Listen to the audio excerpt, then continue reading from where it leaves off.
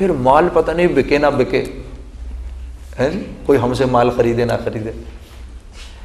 حلال میں ہمیں آگے کی دکھاتا ہے، حرام میں ہمیں ابھی کی دکھاتا ہے. ٹھیک ہے، کہتا ہے یہ بات تو صحیح ہے بالکل. تو میں نے کہا اللہ نے اپنی ذات سے استفادہ ہمارے لیے آسان رکھا ہے.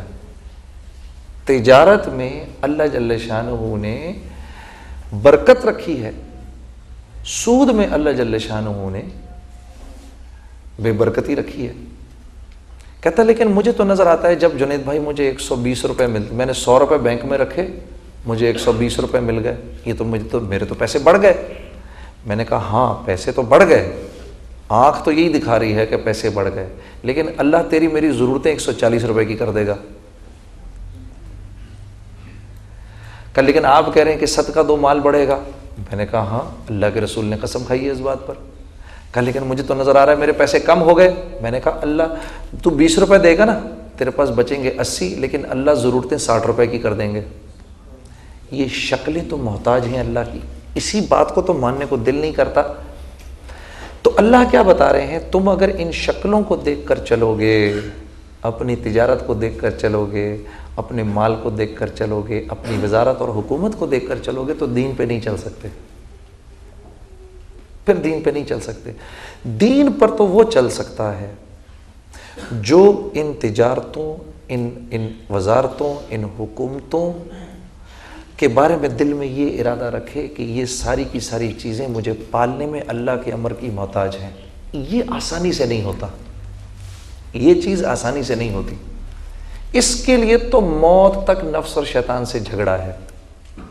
لیکن جو اس کو کرتا ہوا نکل گیا وہ اپنی جوانی میں سرسبز و شاداب ہوگا، وہ اپنے بڑھاپے میں سرسبز و شاداب ہوگا، وہ اپنی تجارت میں لوگوں کے بدلنے کا ذریعہ بنے گا، وہ اپنی عمارت میں لوگوں کے بدلنے کا ذریعہ بنے گا.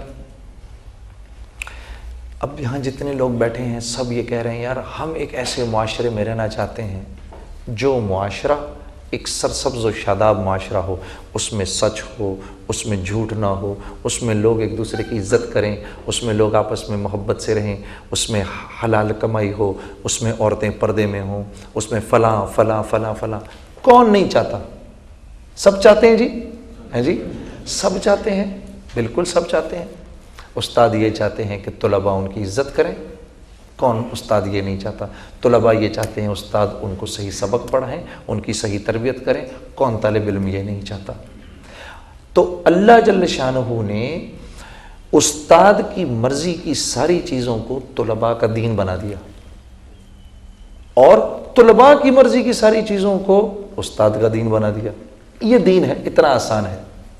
لیکن میرے عزیزو، وہ انسان معاشرے میں کوئی نہ کوئی چینج لا سکتا ہے جو خود اپنی زندگی کو چینج کرنے کے لیے تیار ہو.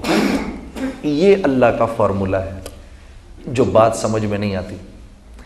کیونکہ یہ مشکل ہے. آدمی کی نظر اپنی ذات پر نہیں جاتی، وہ اوروں کو دیکھتا ہے. سوائے انبیاء علیہ الصلوۃ والسلام کے کوئی معصوم نہیں ہے. ٹھیک ہے، سب غلطی کے پیکر ہیں. جب ہم ایسے اشارہ کرتے ہیں بھائی تو ٹھیک ہو جا، تو دراصل ہم یہ نہیں دیکھتے کہ یہ 3 انگلیاں میری طرف بھی اشارہ کر رہی ہیں. جنید اس کا ٹھیک ہونا اتنا ضروری نہیں جتنا تیرا ٹھیک ہونا ضروری ہے. تو جب آپ اپنی ذات کو ٹھیک ہونے کے لیے، آپ اپنی ذات کی تربیت کے لیے اپنے آپ کو پیش کریں گے، تب اللہ جل شانہ آپ کو اوروں کی ہدایت کا ذریعہ بنائیں گے. یہ ایسے ہی ہے کہ یہاں کالج میں آپ لوگوں نے اپنے آپ کو پیرامیڈکس کے سبجیکٹ میں ٹریننگ کے لیے پیش کیا ہے. اب جب یہ ٹریننگ کمپلیٹ ہوگی تو اللہ جل شانہ آپ کو اوروں کی تکلیف کے دور ہونے کا ذریعہ بنائیں گے. یا میں اگر باہر ہی کھڑا ہو جاؤں ڈاکٹر بنے بغیر، میں لوگوں سے کہوں ابھی میں تمہارے مرض کا علاج کرتا ہوں، تو میں کیا مرض کا علاج کر سکوں گا؟ نہیں کر سکوں گا. ہاں میڈیکل کالج میں، پیرامیڈکس کے کالج میں اپنے آپ کو ڈالوں گا، یہاں پر جو یہاں کی جو نالج ہے اس کو سیکھوں گا. جب سیکھ لوں گا کسی نہ کسی درجے میں مجھے چیز آ جائے گی، پھر اللہ مجھے استعمال کرے گا اپنے بندوں کی فلاح کے لیے. اللہ کا معاملہ یہ ہے. یہ بات ہمیں دنیا کے معاملے میں تو سمجھ آتی ہے، دین کے معاملے میں سمجھ نہیں آتی. ہم ہر ایک کو ٹھیک کرنے کے چکروں میں ہیں. یہاں ابھی کسی کو کھڑا کرو، وہ آپ کو بتائے گا مسلمان ایسے ہیں، مسلمان ایسے ہیں، مسلمان ایسے ہیں، مسلمان یہ بھی ہے، مسلمان یہ بھی ہے، مسلمان یہ بھی ہے، 50 اور گنوائے گا. تو یہ کس کو نظر نہیں آ رہا؟ اس سے تو مسئلہ نہیں حل ہوگا نا. مسئلہ تو یوں حل ہو کہ ہم یہ پتہ چلے ہمیں کہ اس کا حل کیا ہے. اس انبیاء علیہ الصلوۃ والسلام معاشرے کے مسائل کا حل لے کر آتے تھے. یہ میرا تمہارا کام ہے. بحیثیت مسلمان ہم نے اس معاشرے اور ساری انسانیت میں جتنے بھی معاشرے ہیں اور جتنے بھی لوگ ہیں، ان سب کی فلاح کا فارمولہ میں نے آپ نے دینا ہے سب کو. میں اور آپ اس کام کے لیے آئے ہیں اس دنیا میں. اس کام کے لیے ہمیں اور آپ کو بہترین امت کہا اللہ نے. حضرت ربیعہ بن عامر رضی اللہ تعالیٰ عنہ بڑے جلیل القدر صحابی تھے. رستم کے دربار میں پہنچے تو رستم نے پوچھا تم یہاں کیوں آئے ہو؟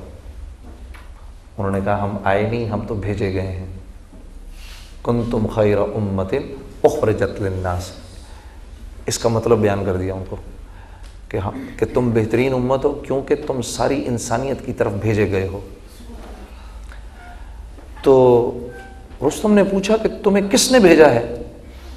پھر دوسرا جواب دیا، ہمیں اس اللہ نے بھیجا ہے جس نے مجھے اور تمہیں اور اس ساری کائنات کو بنایا ہے. کہا اچھا، اس اللہ نے کیوں بھیجا ہے؟ کہا اس لیے بھیجا ہے. 3 جواب دیے جو کہ میرے تمہارے لیے، ہر آنے والے مسلمان کے لیے اس دنیا میں راہ عمل ہیں.